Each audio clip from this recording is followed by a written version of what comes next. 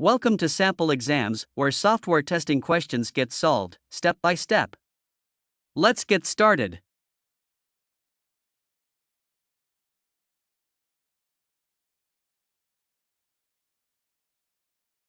The test basis for acceptance testing is the user's business needs. 1D. Communication between components is tested during component integration testing. 2B. Failures in logic can be found during component testing. 3A. Business rules are the test basis for system testing. For C, hence 1D, 2B, 3A, for C is correct.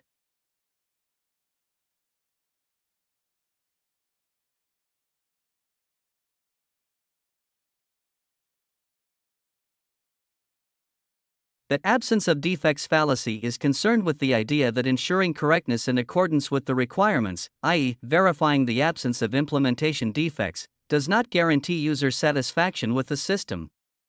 To address this, it is also necessary to validate that the system meets users' needs and expectations, fulfills business objectives, and outperforms competing systems. Answer A is not correct. The testing shows the presence, not the absence of defects. Principle explains that while testing can detect the existence of defects in the test object, it is not possible to demonstrate that there are no defects and, therefore, guarantee its correctness.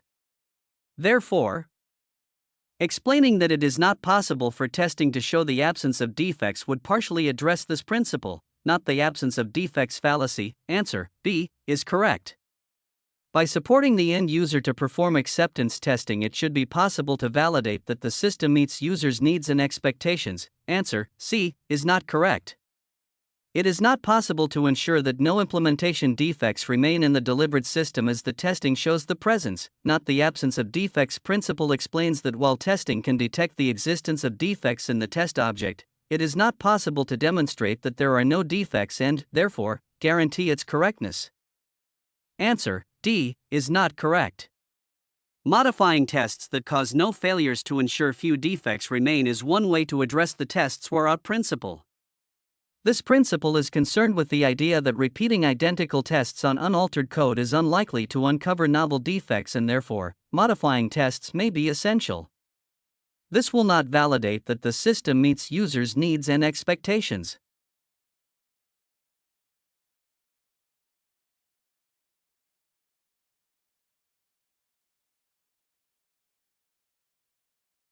Answer A is not correct.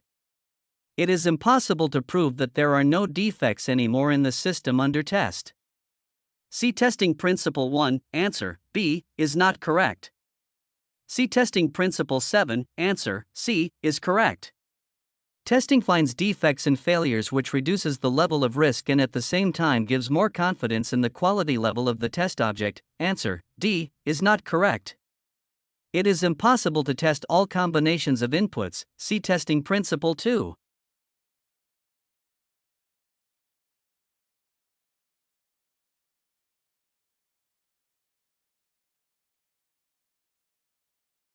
The exhaustive testing is impossible. Principle is concerned with the fact that it is not feasible to test every possible variation of test inputs in all different circumstances, except in trivial cases. Instead, testing utilizes test techniques, test case prioritization, and risk-based testing to sample from the set of possibilities and focus testing efforts. Answer A is not correct. The principle states that it is not feasible to test everything except in trivial cases.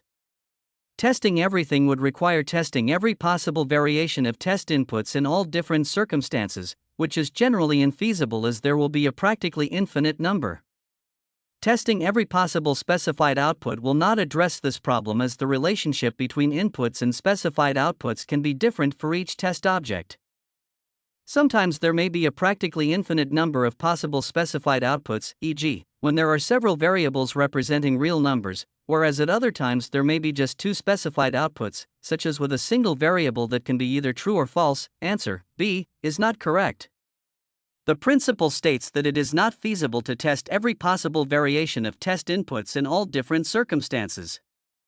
This is because for non-trivial systems there is a practically infinite number. Therefore, in practice, documenting all possible test input variations would be impractical, as it would take an infinite length of time. Answer C is not correct. Starting testing as early as possible with reviews and other static testing approaches will not address the problem of there being too many possible test cases.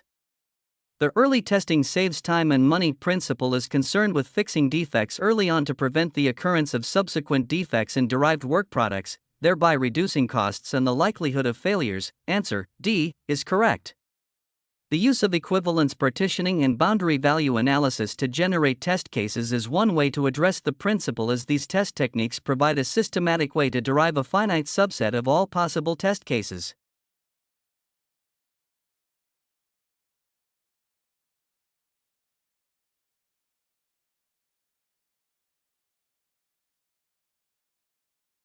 Answer A is not correct. In all types of reviews, there is more than one role, even in informal ones. Answer B is correct. There are several activities during the formal review process. Answer C is not correct. Documentation to be reviewed should be distributed as early as possible. Answer D is not correct. Defects found during the review should be reported. Thanks for watching. Don't forget to like, subscribe, and hit the bell for more testing tips and exam walkthroughs. See you in the next video.